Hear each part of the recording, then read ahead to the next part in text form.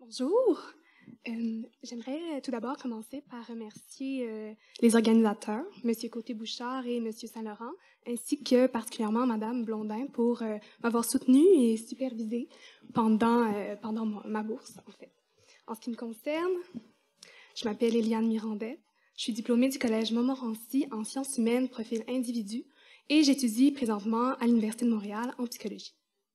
J'ai eu l'opportunité d'effectuer une recherche cet été sous la supervision de Mme Marie-Michelle Blondin dans le cadre de la bourse BIRC financée par le FRQSC. Ma recherche portait sur le sentiment de vie dans l'industrie culturelle. L'objectif premier de mon travail de recherche dans le cadre de la bourse BIRC était la création d'un sondage auprès de la génération Z, soit les individus nés entre 1995 et 2010. Cette décision de s'intéresser à une génération en particulier est motivée par l'importance accordée aux différences intergénérationnelles. Ainsi, à partir du chapitre « La production industrielle de biens culturels » de la dialectique de la raison d'Adorno et Horkheimer, la recherche voulait mieux cerner le sentiment qu'ont les jeunes de leur propre vie dans le contexte capitaliste, consumériste et technologique dans lequel ils vivent, et vérifier par le fait même si les thèses défendues par les deux philosophes sont toujours pertinentes aujourd'hui. Dans le contexte de la BIRC, l'approche du projet de recherche proposé était plutôt générale et cherchait à interrelier les nombreux thèmes de la dialectique de la raison, comme la logique capitaliste, l'aliénation des masses, le divertissement et la publicité, mais aussi des concepts moins évidents comme le rire, la marginalité et le tragique qui seront sondés en fonction de leur relation lexicale avec le mot vie. En ce qui concerne les tâches effectuées grâce à la bourse BIRC, j'ai pu suivre une formation en bibliothèque sur les outils de recherche à l'UDM. J'ai pu mettre ces notions à profit pour la conception de plusieurs bibliographies sur la génération Z, les méthodes de sondage et sur les thèmes de la dialectique de la raison. J'ai aussi contribué à la demande au comité éthique à la recherche du collège, à la réalisation d'une capsule vidéo dont j'étais la porte-parole, à la création d'un prospectus afin de diffuser la recherche au sein du collège, ainsi qu'à la conception des questions du sondage. La bourse BIRC a aussi été l'occasion d'en apprendre plus sur la recherche en tant que telle, de la démystifier en quelque sorte. J'ai pu en apprendre davantage sur les choix qu'effectue un chercheur et la façon dont ces choix orientent la recherche. J'ai aussi appris sur les compétences interdisciplinaires pouvant être utiles, comme l'administration et l'esthétisme, les nombreux stages aussi indirectement liés à la recherche et l'importance de la diffusion. Finalement, en plus d'étudier les thèses des auteurs et d'élaborer un sondage, j'ai pu confirmer mon choix de carrière en recherche. Tel que mentionné, j'ai participé à la conception des questions du sondage. À partir de textes portant sur la réalisation d'un questionnaire, j'ai pu suggérer des modifications quant à la clarté, la précision, la neutralité et l'ordre des questions. Cela nécessitait de garder en tête plusieurs éléments concernant le répondant, qu'il puisse répondre comme il le souhaite, c'est-à-dire avec le type de réponses qui lui conviennent, qu'il ne trouve pas le questionnaire trop long ni trop intrusif, ce qui pourrait l'amener à abandonner le questionnaire ou à falsifier ses réponses, qu'il réponde sa réponse et non pas une réponse qu'il estime juste, puis qu'il soit honnête et prenne le questionnaire au sérieux. Ensuite, j'ai recueilli l'avis de certains de mes proches de la génération Z en leur administrant le questionnaire. Il s'est avéré que certaines questions référant à des émotions ou à des philosophies de vie se sont avérées plus sensibles que prévu, suscitant des émotions négatives qui pourraient potentiellement nuire aux résultats du sondage. Ce genre d'éléments a permis d'ajuster le questionnaire. Tout comme lorsque des termes nuisaient de façon importante à la compréhension de la question, comme lorsqu'on adressait les promesses de l'industrie, mes proches comprenaient difficilement de quoi il s'agissait. Une question en tant que telle pouvait aussi être source de confusion. Un répondant, par exemple, ne comprenait pas pourquoi on pouvait désirer s'opposer aux grandes entreprises. La passation du questionnaire a donc grandement servi à l'amélioration du questionnaire et a été très formatrice pour moi. J'avais moi-même suggéré des modifications en fonction des textes lus qui s'attardaient sur les subtilités du langage, mais la passation a permis d'autres ajustements pertinents en ce qui a trait à la compréhension des questions.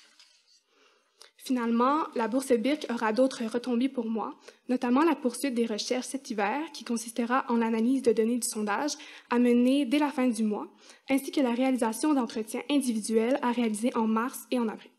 Enfin, le travail entrepris à l'été 2023 et poursuivi à l'hiver 2024 pourrait me conduire, si la proposition est retenue, à la participation à un panel intitulé « Figures de la philosophie allemande du XXe siècle, genèse, postérité et actualité » au colloque d'études allemandes qui aura lieu en juin à l'Université McGill, sans compter ma présence même à ce séminaire en tant que présentatrice et assistante de recherche.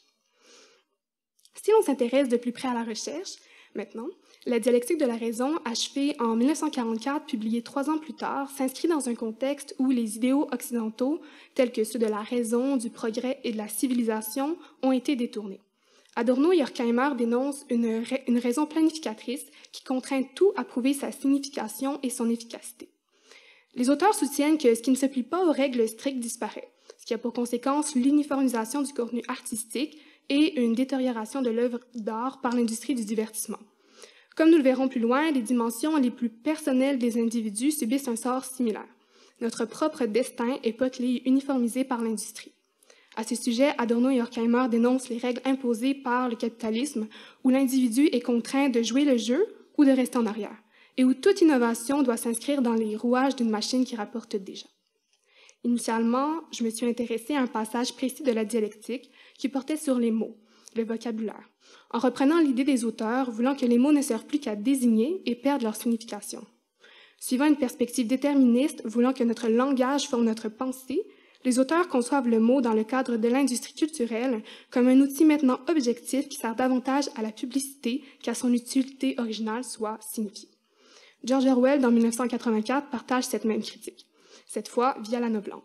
Selon Guérin, la novlangue est une langue simplifiée, artificielle, qui, avec son lexique normalisé, sa syntaxe appauvrie, interdit de penser la complexité, annihile l'esprit critique et rend informulable toute révolte face au parti unique. À ce sujet, Orwell écrit « Ne voyez-vous pas que le véritable but d'une novlangue est de restreindre les limites de la pensée?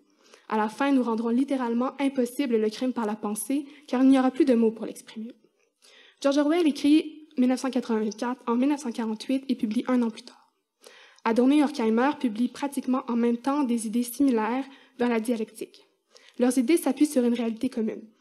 Le contexte de l'Allemagne nazie, où des termes sont détournés de leur fonction initiale pour banaliser les violences émises, déshumaniser les victimes et, à l'inverse, glorifier le parti et son chef dans le but au final de manipuler la population.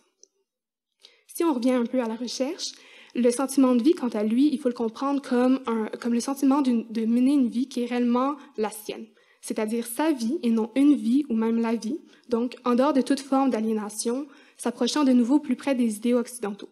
Cela fait écho à la question de recherche qui oriente l'ensemble du travail. Sommes-nous libres ou aliénés?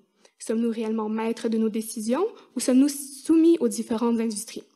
Certains auteurs, comme Gilles Lipovetsky, défendent que nous sommes séduits par l'industrie culturelle et non manipulés par elle. Nos choix seraient alors libres et conscients. Ce n'est toutefois pas ce que Adorno et Horkheimer soutiennent.